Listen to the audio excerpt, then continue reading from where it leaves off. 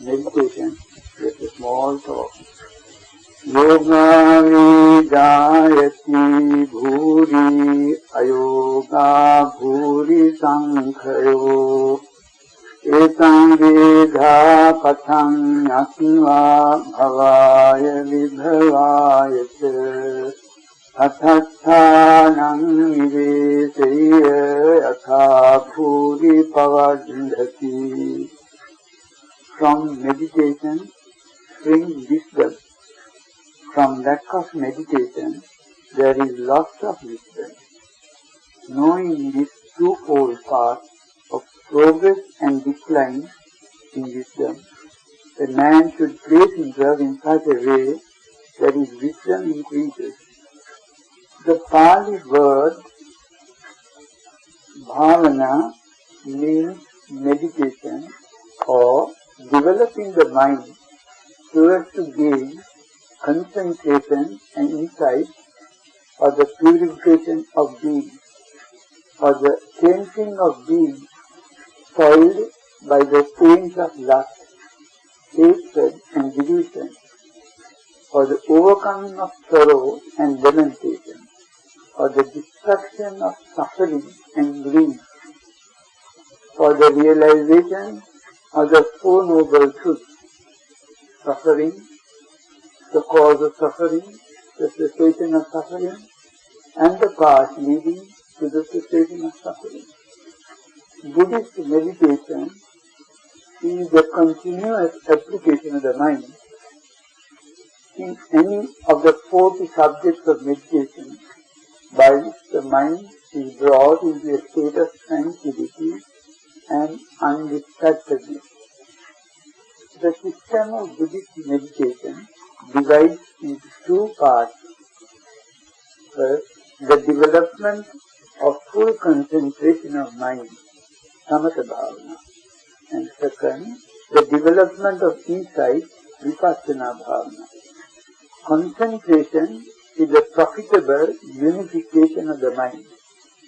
The mind and its mental state remain evenly and rightly on a single subject, undistracted and unscattered. Non-distraction is the characteristic of concentration. Its function is the elimination of distraction. Its manifestation is non-wavering. Its proximate cause is bliss.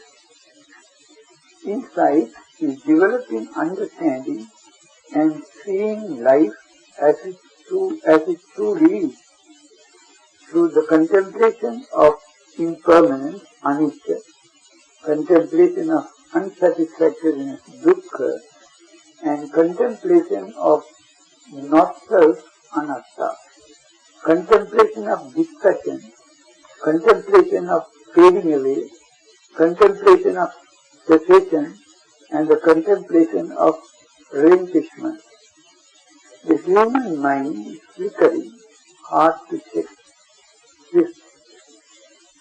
Slip wherever it listed, very hard to perceive, extremely subtle, immaterial, and wandering far and alone by itself. Such a mind, indisciplined and ill-directed, can do one far greater harm than an enemy to a foe. Likewise, a mind disciplined and well-directed can do one far greater good than parents to a child. Hence, it is a necessity to develop the mind by meditation as taught by the Buddha, who achieved the highest in virtue, concentration and understanding by becoming the supremely enlightened one, the purest teacher of God's nature. The mind is polluted by the defilements of greed, hatred and ignorance, envy, pride and malice. The degree of mental pollution of beings varies according to their past bodily, verbal and mental activity. Moreover, people are of different temperaments, such as greedy temperament, hating temperament, deluded temperament, intelligent temperament, faithful temperament, and speculative temperament. Therefore, a subject of meditation should be chosen according to one's temperament. Subjects like the recollection of the special qualities of the Buddha, meditation on metta or loving kindness, recollection of death and mindfulness occupied with the body are suitable to meditators of all temperaments. Now, a Buddhist is a seeker after enlightenment, which is to be gained by the practice of virtue, concentration and understanding. Sila Samadhi Panna. Concentration is an indispensable condition for understanding, and virtue is an indispensable condition for concentration. Conscience and shame are indispensable conditions for virtue, for Sila. For when conscience and shame are in existence, virtue arises and persists, and when they are not, it neither arises nor persists. Having well established himself in virtue, a beginner chooses a quiet place for meditation.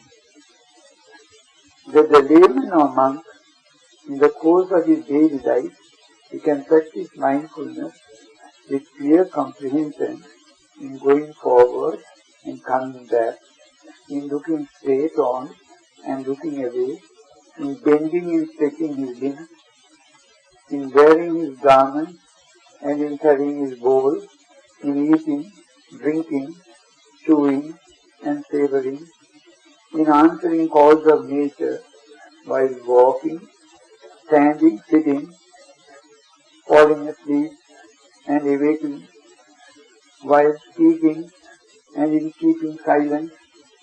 Further, he thinks whether his thoughts, words and deeds are wholesome or unwholesome, kusala or akusala, whether they are profitable or unprofitable, whether they are conducive to happiness or misery.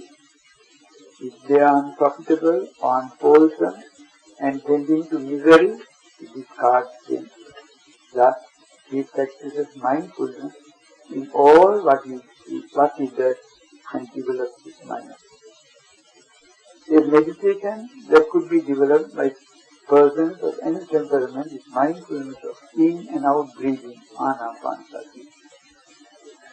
To practice anapanasati, one has to retire to a forest, to a hermitage, to be good to live in a cave, or to go to the foot of a tree, or to any solitary place. Seated, cross-legged, body stretched, attentive, and fixed before him. Mindfully, he breathes in, mindfully, he breathes out. While breathing in a long breath, he knows he must be aware. I am breathing a long breath.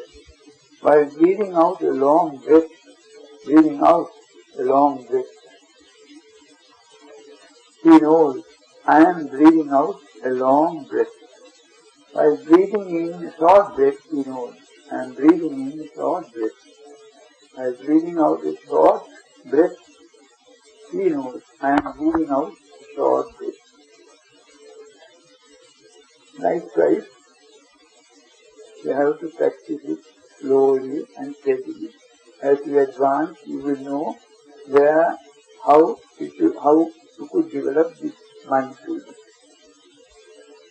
Also, as I have mentioned to you earlier, metta or loving kindness too is a subject of meditation suitable for any temperament. To start with, the meditator should review the danger in hate and the advantages in patience. Why? Because hate has to be abandoned and patience appearing in the development of this meditation. First and foremost, loving kindness should be developed towards oneself, repeating over and over again, may I be happy and free from suffering, or may I keep myself free from enmity, affliction and anxiety and live happily. Next he develops loving kindness to those near and dear to him. After repeatedly pervading the near and dear ones with such charitable and soothing thoughts, he next goes on to the neutral ones and finally to those who are hostile to him too. As he cherishes such pure thoughts, his mind becomes malleable and yielding in each instance before passing on to the other. When the meditator develops the mind deliverance of loving kindness, he obtains 11 advantages. He sleeps in comfort. He wakes in comfort. He dreams no evil dreams. When he does dream, he sees only auspicious ones. He is dear to human beings, loved by everyone. He is dear to non-human beings. Deities guard him as a mother and father guard their child. Fire, poison and weapons do not enter the body of one who abides in loving kindness. His mind is strictly concentrated. The expression of his face is serene. There is no confusion at death for one who abides in loving kindness. If he is unable to reach a higher state, arhat, then after death he is reborn in the Brahma world even as one wakes up from sleep. When a meditator develops concentration, he suppresses covetousness, sense desire, ill will, sickness and sorrow, agitation and worry, and uncertainty. Suppressing these 5 mental hindrances, cleansing his mind from these 5 defilements, he gains the first jhana, which is accompanied by applied thought, sustained thought, happiness and bliss, born of diffusion. As he develops this meditation slowly and steadily, he gains the second, third and fourth jhanas, and then with insight destroys all defilements and gains the 4 supramundane paths and truths. Finally, he attains the bliss incomparable, Nirvana, the goal of Buddhism.